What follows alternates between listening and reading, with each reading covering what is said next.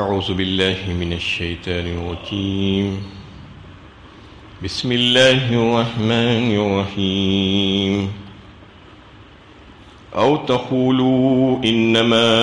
اشرک آباؤنا من قبل وكنا ذریة من بعدهم افتهلكنا بما فعل المبتلون.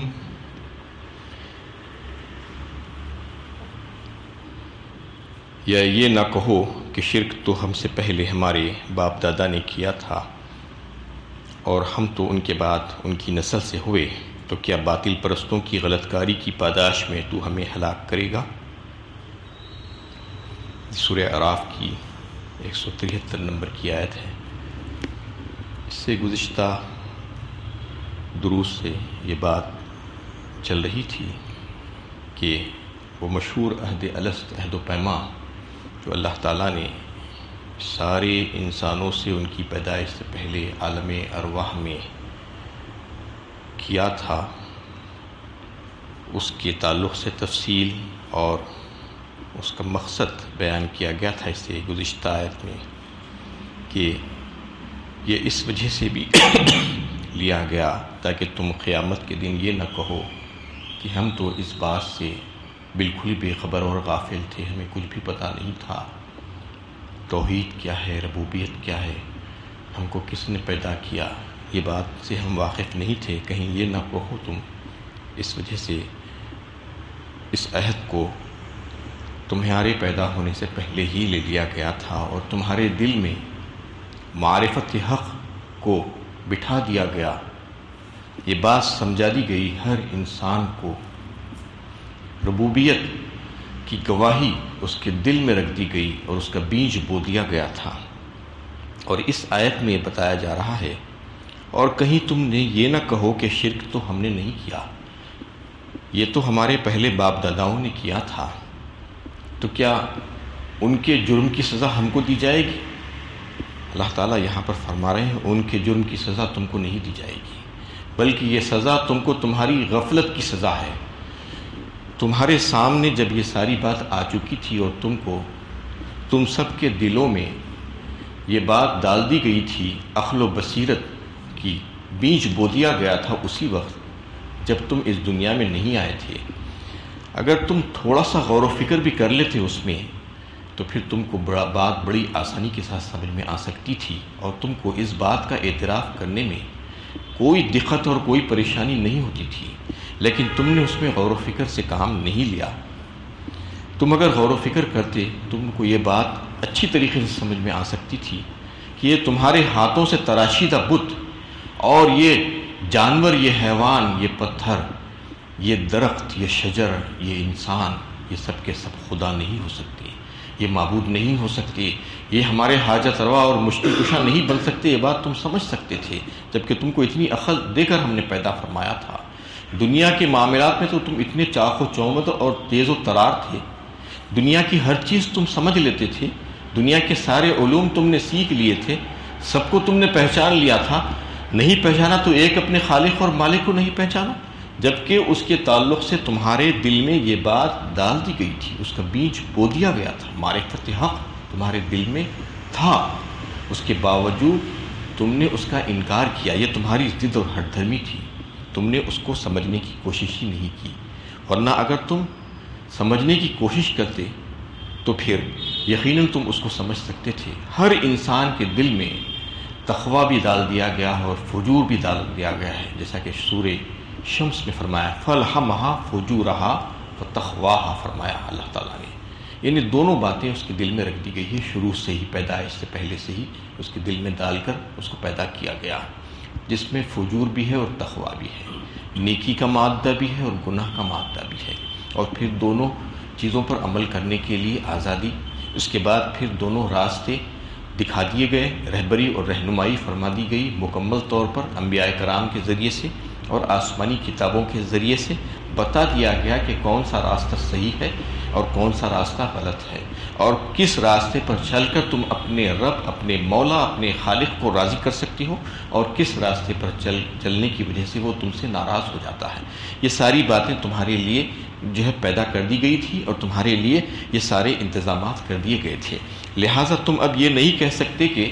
تمہارے باپ دادا نے کوئی جرم کیا تھا، شرک کیا تھا، تو تم ان کے خاندان سے تعلق رکھتے تھے اس لیے تم نے بھی وہی کام کیا۔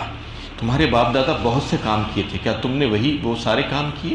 وہ سارے کام تم نے نہیں کیے دنیاوی اعتبار سے، تو پھر اس اعتبار سے کیوں ان کا پیچھا کیا تم نے، جبکہ اس سے منع کیا گیا تھا بار بار کہ اپنی عقل سے کام لو، اور تمہارے دل میں بھی یہ بات رکھ دی گئی تھی، اگر تم اس کو غور کرتے تو تم کو یہ بات سمجھ میں آ سکتی تھی۔ تو آج جو کروڑوں کی تعداد میں جو لوگ جو ہے دنیا میں جی رہے ہیں جانوروں کی طرح، اور ان کو یہ بات سمجھ میں نہیں آ رہی ہے، جبکہ دنیا کی ساری چیزیں وہ سمجھ رہے ہیں، لیکن اس بات کو سمجھ نہیں پا رہے ہیں۔ بڑے بڑے دانش مند کہلانے والے جو لوگ ہیں، تو ان سے اگر آپ پوچھیں تو ان کے دل پر ہاتھ رکھ کر اگر وہ جواب دیں تو یہ اس بات کا جواب وہ دے سکتے ہیں۔ چنانچہ ہر شخص اپنے خالق کو فطرتاً پہچانتا ہے، اس کا وجدان اس کے الہ واحد ہونے کی شہادت دیتا ہے، اور اس کا ضمیر اس کی نافرمانی اور برائی پر اسے ٹوکتا ہے۔ ہر انسان کے دل میں ہے یہ بات، اور ملامت کرتا ہے۔ غرض یہ کہ یہ عہد فطرت ہے جو سارے دلوں پر لوح کر دیا گیا ہے، گندہ کر دیا گیا ہے۔ یہ آیت صراحت کرتی ہے کہ بنی نوع انسان کا ہر فرد توحید کے معاملے میں ذمہ دار ہے، اور قیامت کے دن اسے خدا کے حضور اپنے رویے کے بارے میں جواب دہی کرنی ہوگی، اور انبیاء علیہ السلام کی تفصیلی دعوت اسے پہنچی ہو یا نہ پہنچی ہو بجائے خود حجت ہے، اور توحید کے بنیادی عقیدے کی حد تک کسی شخص کو بھی قیامت کے دن یہ عذر پیش کرنے کا موقع نہیں بچے گا، کیونکہ یہ بات جو اللہ تعالیٰ نے جو اس سے پہلے ہی ان کے لیے فراہم کر دی تھی، ان کی پیدائش سے پہلے ہی عالم ارواح میں، اس لیے اس کا تذکرہ یہاں پر کیا جا رہا ہے کہ کوئی یہ نہ کہے قیامت میں کہ ہم کو نہیں معلوم تھا۔ بنیادی بات تو ان کو معلوم ہو گئی تھی۔ ہاں، یہ اور بات ہے کہ دنیاوی اعتبار سے جو انبیاء علیہ السلام دنیا کے کونے کونے میں آتے رہے، بعض وقت ان کو جو ہے اس کی تفصیل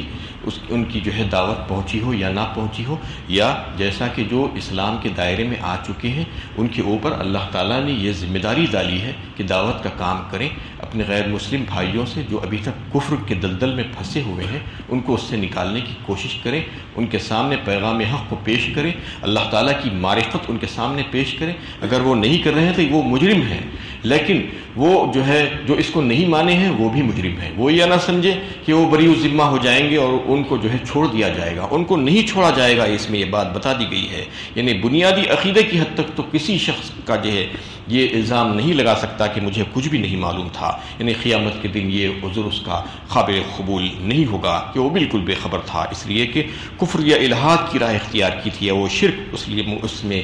جو اس نے مبتلا تھا کہ وہ باپ دادا کے مشرکانہ مذاہب کی وجہ سے، ان کے کلچر اور ان کے ورثے کی وجہ سے جو ہے وہ اس پر جو ہے قائم تھا، تو یہ بات اس کی وہاں پر چلنے والی نہیں ہے۔ یہ اللہ تعالیٰ نے یہاں پر بالکل واضح فرما دیا۔ وَكَذَلِكَ نُفَصِّلُ الْآيَاتِ وَلَعَلَّهُمْ يَرْجِعُونَ، اس طرح ہم اپنی نشانیاں کھول کھول کر بیان کرتے ہیں تاکہ وہ رجوع کریں۔ بس اس آیت میں بتا دیا گیا کہ ہم نے ساری باتیں واضح فرما دی اور تمہارے سامنے حجت پیش کر دی، اور تمہارے دلوں میں اس بات کو ڈال دیا کہ تم اپنے رب کو پہچان سکو، اور تمہیں جو ہے تمہارے دل میں یہ بات واضح کر دی گئی، ربوبیت کی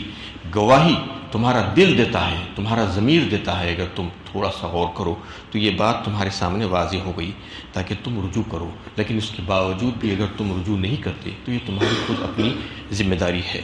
وَاتْلُ عَلَيْهِمْ نَبَأَ الَّذِي آتَيْنَاهُ آيَاتِنَا فَانسَلَخَ مِنْهَا فَأَتْبَعَهُ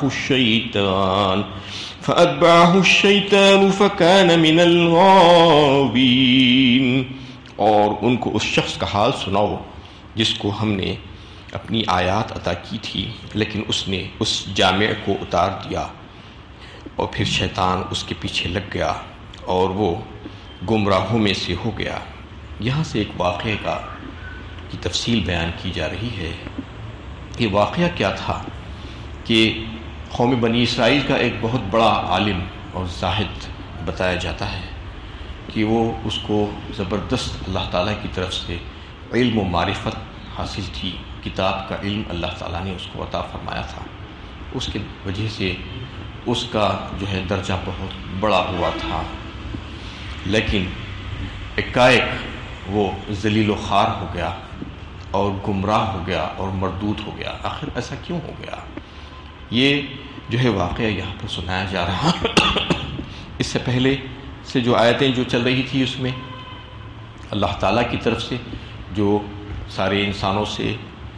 عہد و معاہدہ کیا گیا تھا، عہد الست، اس کا تذکرہ آ رہا تھا، اور دیگر آیتوں میں یہ بات بھی واضح ہو گئی کہ مختلف موقعوں سے اللہ تعالیٰ نے پچھلی قوموں سے عہد و معاہدہ لیا تھا۔ یہود و نصارہ سے عہد و معاہدے لیے گئے تھے ان کے انبیاء کے ذریعے سے۔ یہودی قوم جو تھی ان کو ان کی کتاب تورات میں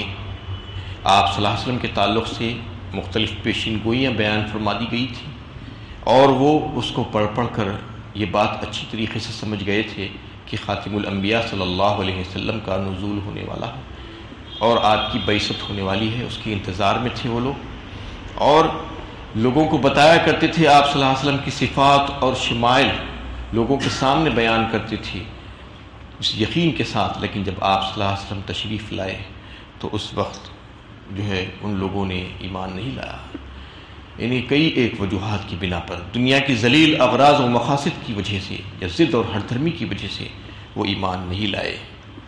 تو اس میں جو ہے قوم بنی اسرائیل کے ایک شخص کا تذکرہ آ رہا ہے۔ وَاتْلُو عَلَيْهِمْ کہہ کر آپ صلی اللہ علیہ وسلم کو حکم دیا گیا ہے کہ آپ پڑھ کر سنا دیجئے ان لوگوں کو، یعنی آپ کی جو قوم ہے جس سے آپ مخاطب ہیں، عرب سے، آپ ان کے سامنے یہ پڑھ کر سنا دیجئے واقعہ، اس شخص کا واقعہ جس کا تذکرہ یہاں پر آ رہا ہے کہ وہ ہدایت پا جانے کے بعد گمراہ ہو گیا اور عروج کے بعد تنزلی اس کے حق میں آ گئی، اور وسیع ترین علم اس کو حاصل تھا اللہ تعالیٰ کی طرف سے، لیکن اس کے باوجود وہ ذلیل و خوار ہوا، دنیا کی چاہت اور اس کی خواہشات اس کے اوپر غالب آ گئے، جس کی وجہ سے وہ تباہ و برباد ہوا۔ یہ واقعہ اللہ کے نبی صلی اللہ علیہ وسلم سے یہ پڑھ کر سنا دینے کے لیے کہا جا رہا ہے اس آیت میں۔ قرآن اس کے بارے میں زیادہ تفصیلات بیان نہیں کرتا کہ وہ کون شخص تھا، اس کا نام کیا تھا، کیونکہ قرآن کوئی قصہ کہانی کی کتاب تو ہے نہیں کہ قصے کہانیاں اس میں سنائے جائیں، بلکہ یہ تو قانون کی کتاب ہے، اصول کی کتاب ہے، اور فروعی احکامات اور دیگر تشریحات وغیرہ آپ صلی اللہ علیہ وسلم کی احادیث سے ہم کو ملتی ہیں۔ اس میں خطاب تو ایک خاص شخص سے ہے۔ شان نزول عام طور پر ایسا ہی ہوتا ہے کہ ایک شان نزول کے اعتبار سے ایک آیت ہوتی ہے، لیکن اس کے مخاطب سارے انسان ہوتے ہیں، قیامت تک آنے والے سب کے لیے اس میں پیغام ہوتا ہے۔ کوئی یہ نہ سمجھے کہ یہ پیغام تو صرف بنی اسرائیل کے لیے تھا، بنی اسرائیل اس کے مخاطب ہیں، ہم اس کے مخاطب نہیں۔ اگر ایسا ہوتا تو یہ قرآن یعنی پرانی ہو جاتی، آؤٹ ڈیٹڈ ہو جاتی، لیکن قرآن تو آؤٹ ڈیٹڈ نہیں ہے، قیامت تک نہیں ہو سکتی، یہ موسٹ ماڈرن کتاب ہے، یہ قیامت تک ایسی ہی رہے گی، ہر انسان کے لیے قیامت تک آنے والے اس میں جو ہے پیغام رہے گا۔ تو اس میں یہ بتا دیا گیا کہ اس میں سب کے لیے پیغام ہے۔ شان نزول کے اعتبار سے تو ایک شخص تھا جس کے بارے میں ایک روایت حضرت عبداللہ ابن عباس رضی اللہ تعالیٰ عنہ کی روایت ملتی ہے اس سلسلے میں کہ اس شخص کا نام بلعم باورا تھا، بلعم باورا، جس کا تعلق قوم بنی اسرائیل سے تھا، اور جو ملک شام بیت المقدس اس کے قریب کے شہر کا رہنے والا، کنعان کا رہنے والا تھا۔ اس کو اللہ تعالیٰ نے اپنے پاس سے علم عطا فرمایا تھا، جس کا تذکرہ اسی آیت میں آ رہا ہے۔ الذی آتیناہ آیاتنا، مطلب کیا تھا؟ ہم نے اس کو عطا کیا تھا، علم عطا کیا تھا، آیتیں، نشانیاں۔ آیتیں ہر چیز کو کہا جاتا ہے، قرآن کی بھی آیتیں ہیں، آسمانی دیگر آسمانی کتابوں کی آیتوں کو بھی آیتیں نشانیاں کہا جاتا ہے، معجزات کو بھی نشانیاں کہا جاتا ہے، آیتیں کہا جاتا ہے، اور کائنات میں پھیلی ہوئی جتنی قدرت کی نشانیاں ہیں اس کو بھی آیات کہا جاتا ہے۔ تو اللہ تعالیٰ نے اس کو علم عطا فرمایا تھا، کچھ خصوصی علم تھا۔ بتایا جاتا ہے کہ اس کے پاس اسم اعظم کا علم تھا، وہ عامل تھا اس کا، اسم اعظم کا، اس وجہ سے وہ مستجیب الدعوات ہو گیا تھا، وہ جو بھی دعا کرتا اللہ تعالیٰ اس کو قبول کرتے۔ وہ اسم اعظم کی ورد کرنے کے بعد، اس کا عمل کرنے کے بعد اللہ تعالیٰ سے دعا کرتا تو اللہ تعالیٰ اس کی دعا کو قبول فرماتے۔ یہ معاملہ تھا اس شخص کا جب حضرت موسیٰ علیہ السلام کی اور ان کی قوم کی کامیابی ہوئی فرعون کے مقابلے میں، اور فرعون غرق دریا ہوا اور تباہ و برباد ہوا وہ اور اس کی قوم، اور موسیٰ علیہ السلام کو اللہ تعالیٰ نے مصر پر فتح عطا فرمائی۔ اس کے بعد ان کو حکم دیا گیا کہ تم اپنی قوم کو لے کر جو ہے قوم جبارین سے جہاد کرو، تو وہ ایک بڑے لشکر کے ساتھ اس قوم سے جہاد کرنے کے لیے روانہ ہوئے۔ تو قوم جبارین موسیٰ علیہ السلام کی طاقت کا اندازہ رکھتے تھے، وہ ہیبت میں جا کر بلعم باورا کے پاس پہنچے، جو وہی زاہد اور عابد شخص تھا، جو مستجیب الدعوات تھا،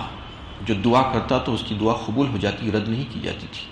اس کے پاس جا کر کہے کہ موسیٰ سے ہمیں بہت ڈر لگتا ہے اور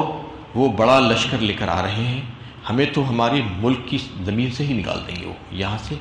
ہمیں جو ہے در بدر کر کے چھوڑ دیں گے، لہٰذا تم ہمارے لیے دعا کرو کہ وہ یہاں پر آئے ہی نہیں اور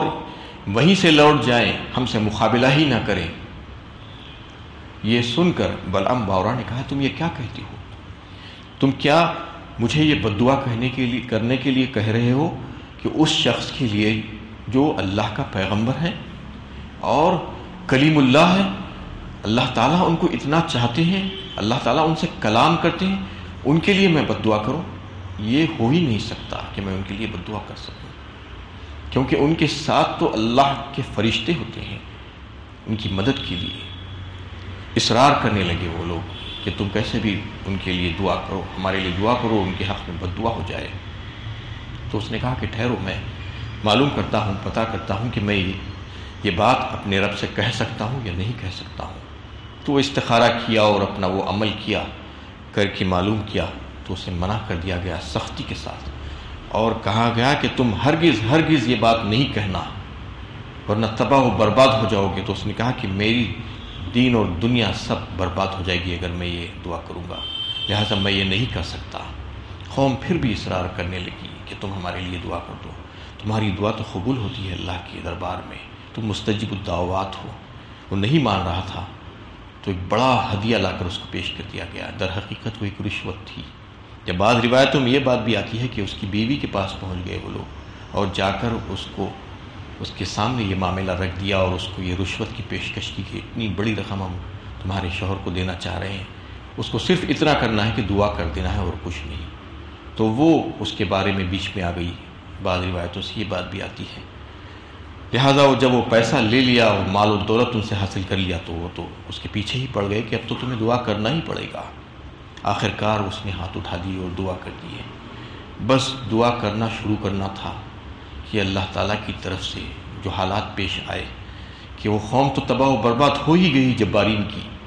اس شخص وہ بلعم باورا جس نے دعا کے لیے ہاتھ اٹھائے تھے، اللہ تعالیٰ نے اس کی زبان کو لٹکا کر سینے تک لا دیا، جس کا ذکر اللہ تعالیٰ اس آیت کی اگلی آیت میں جو ہے کر رہے ہیں۔ فَمَثَلُهُ كَمَثَلِ الْكَلْبِ کہہ کر اس کی مثال ایسی ہو گئی جیسے کتے کی مثال، کتے کا جو حال ہوتا ہے ویسا حال اللہ تعالیٰ نے کر دیا۔ آپ کتے کو دیکھتے ہیں کہ اس کی زبان نکل کر لٹکی ہوئی ہوتی ہے، کیوں ہوتی ہے؟ آئندہ انشاءاللہ اس آیت پر بات ہوگی۔ تو اس میں جو ہے اس نے جب دعا کی موسیٰ علیہ السلام کے خلاف وہ دعا، تو اللہ تعالیٰ نے یہ کر دیا کہ وہ جو کلمات کہتا جا رہا تھا وہ کلمات اس کے خلاف پڑھنے لگے، وہ خود بددعا اپنے خلاف اور اپنی جو قوم جبارین کے خلاف کرنے لگا۔ تو وہ قوم جو جبارین تھی وہ چیخ اٹھی، چلا اٹھی، کہنے لگی کہ کیا کہہ رہے ہو تم؟ ہم تم سے ہمارے حق میں دعا کے لیے کہے تھے اور تم جو ہے ہمارے لیے بددعا کر رہے ہو۔ تو اس نے کہا کہ مجھے قدرت نہیں ہے، اب میری زبان پر قدرت اور اختیار باقی نہیں بچا، میں کیا کہہ رہا ہوں مجھے پتہ نہیں چل رہا ہے، میں جو کچھ بھی کہہ رہا ہوں اللہ تعالیٰ کی طرف سے کہہ رہا ہوں۔ اس طریقے سے ان کے اوپر جو ہے اللہ تعالیٰ کا عذاب آیا اور اس کو جو ہے کتے کی طرح کر دیا گیا کہ کتا جیسا زبان نکال کر ہانپتا رہتا ہے، بالکل اسی کیفیت میں جو ہے اس کو لا دیا گیا۔ انشاءاللہ مزید جو ہے اگلی آیت میں بھی جو ہے اس کے اوپر گفتگو ہوگی۔ اللہ تعالیٰ سے دعا ہے کہ اللہ تعالیٰ ہمیں صحیح علم و عمل کی